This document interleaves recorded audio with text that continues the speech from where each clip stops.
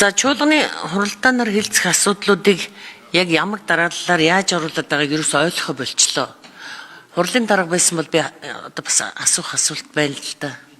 Хурлын дарга маань хайцсан бол тэдрага. Ажлын хэсэг хуралдуулж. За ингээд ер нь сүүлийн үед энэ орж ирж байгаа хэлцэх асуудал, чуулганаар хэлцэх асуудлуудын эрэмб дараалал ерөөсөй маш ойлгомжгүй болцсон. Өнөөдөр бид нар яг үндэ өглөөний бараг 10 цагаас эхлээл 10 цаг юу хэлцлээ шүү дээ. Их хурлын тухай хууль. За тэгээд дэгийн тухай хууль хэлцсээр байж байгаад одоо ингээд хамгийн бидний гол амин чухал асуудал өнөөдөр энэ нэгдсэн юуны төсвийн хүрээний мэдээлэл, төсвийн төсөөлөл энэ эдийн засгийн хамгийн гол асуудлаа хэлцэх байтал энэ асуудлуудыгаа бүр хамгийн сүүлд тавиад эрс өнөөдөр хуралдааны танхимд нэг 13-4 гишүүн байна. Энэ гишүүдтэй одоо баярлалаа. Тэгээд ийм асуудлуудыг ингэж дарааллыг ингэж тогтоодог нь ер нь ямар өчтэй юм болов? Хурлын даргын дэргэд байгаа энэ зөвлөл ер нь цаашд энэ яг энэ байдлаар ингэж явах юм бол асуудал тандах юм бол энэ чуулганы хуралдааны одоо бид ингэж хуралдаж суух хэрэг байна уугүй юу? Гадаа амьдрал маш хэцүү. Тэгээ маш олон шийдэх асуудлууд байгсаар байтал өнөөдөр энэ эх 3 жилийн энэ төсөв, энэ эдийн засгийн асуудал, энэ төсвийн хүрээний мэдээлэл, төсөөллийн тухай өнөөдөр бүр олноороо суугаад гişүүд өглөө тарих толгой бүх юм сэргэг эрс өндөр байж яхад асуудалтай яахгүйгээр шууд дэг ингээд их хурлын тухай хууль ийм асуудлуудад гол анхаарал тавьад өнөөдрийн хамаг цаг бариад тайцсан. Энд би үнэхээр бас харамсаж байна. За одоо яг үндсэн цаг асуултын цагийг аваад байгаа. Асуудлын үндсэн цаг авъя. За дунд хугацааны төсвийн хүрээний мэдээлэл гэдэг бол үндсэндээ эх 3 жил 2027, 2028, 29 онд одоо бидний мөрдөх улсын нэгдсэн төсвийг их хурлаас хуульчлан баталсан хууль. Тэгэхээр энэ эрхчлүүдийн улсын төсвийг боловсруулах, батлах, за тэгээд энэ батлагдсан төсөвтөө нэмэлт өөрчлөлт оруулахдаа яг энэ хуулийг дунд хугацааны төсвийн хүрээний мэдээлэлд нийцүүлж ажиллах ёстой. Тэгэхээр их хурл дунд хугацааны төсвийн хүрээний мэдээллийг зөв баталж яаж эрхчлүүдийнхаа улсын төсвийг одоо зөв алдагдaltaгүй баталж энэ суур үндсэн тавигдана.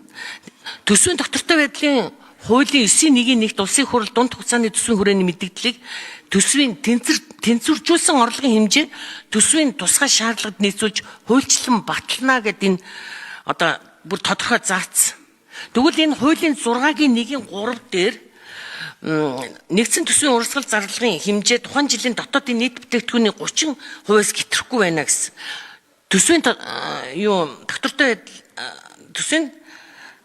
доктортой байдлын зөвлөлөөс л би энэ асуултыг асуух гэдэг юм. Зарлагаа та бүхэн хараад тахта тийм ээ. Орлого зарлагаа хараад яагаад энэ зарлагуудыг ингэж хэтрүүлээд тавиад өгсөн болоо? Юунаас засгийн газар бол яг зарлагт орлогыг ингэж нийцүүлээд оруулаад ирсэн. Тэгтэл яг таамаг өгж байгаа энэ төсвийн таамаглал өгж байгаа доктортой байдлын зөвлөл өөрөө юугаа хэтрүүлээд оруулаад ирсэн баг. Энэ дээр одоо яагаад ингэж хэтрүүлсэн тал дээр нэг хариулт өгөөч. Ер нь засгийн газарт өгж байгаа тэр төсөөллийн таамаг дээр төсвийн доктортой байдлын зөвлөл нэг тийм их харьцангуй нийцтэй боллоо энэ төр гэдэг ингээд нэг юм налсан нялуурсан ийм юу өгцөн байх юм зөвлөмж өгцөн байх юм. Тэгэхээр та одоо энэ хэтрүүлж тавьсан юун дээр надад За төсвийн доктортой байдлын зөвлөл. Эндрийн 3 дугаар микрофон.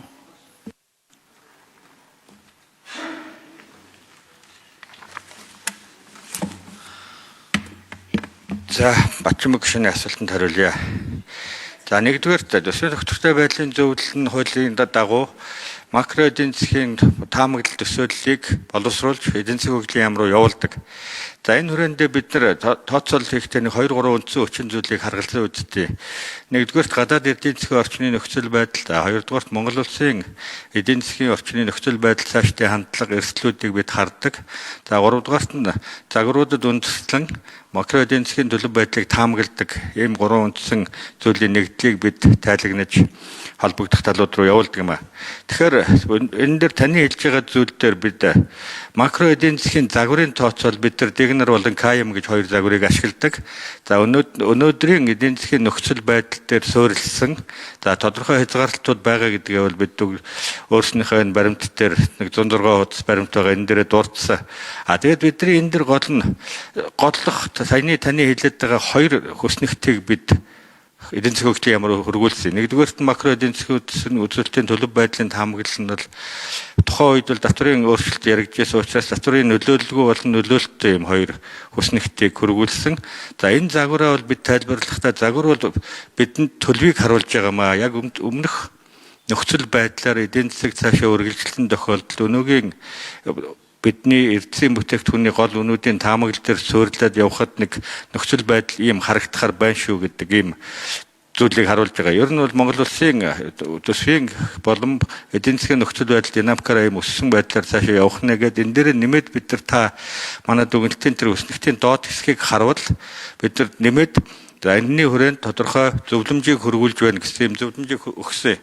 Тэгээд энэ зөвлөмжүүдтэй бол бид энэ төсвийн төлсөн бодлого хэрэгжүүлэхгүй байх, дотоодын нийт бүтээгдэхүүнд эзлэх хувийг бууруулах, алдагдлыг бууруулах энэ байдлаар төсвөө төлөвлөөч гэсэн юм зүйлийг хэлж байгаа. Таны дараагийн асуултанд бол бид нар харьцангуй нийцтэй болоод байгаа гэдэг нь бол бид нар энэ түүхэн өөрчлөлтийг харж дүгнэдэг. За өмнөх жилүүдэд бол манай хоёрын тоонууд нэлээд ялгаатай байсан юм үе бол бий. Одоо бол эдийн засгийн хөгжлийн яамны оруулаад ирсэн тоонууд нь эдийн засгийн өсөлтийн таамаглалууд дээр манай болон олон улсын байгууллагуудтай холбоотой энэ таамаглалуудтай нэлээд нийцтэй болоод байгааг бид нар тэгж харьцангуй ойртож ирж байна гэдэг байдлаар хэлж байгаа. За тэгэхээр үүнээс гадна бас материал бүрдүүлэлтийн хувьд хуулийн шаардлага дээр бол ахис дэвшлүүд гарч байгааг бол бид дурдж байгаа. Гэхдээ эцэст нь бол бид нар дунд хугацааны төсвөрийн мэдээллийг батлахтаа эрсдлүүдийг тооцох, дунд хугацааны төсвөрийн хууль эрх зүйн орчныг баримтлах дээрэс нь манай гол дүгнэлт бол энэ удаад төсвөрийн мэдээллийн хууль эрх зүйн чадамжийг сайжруулах чиглэл рүү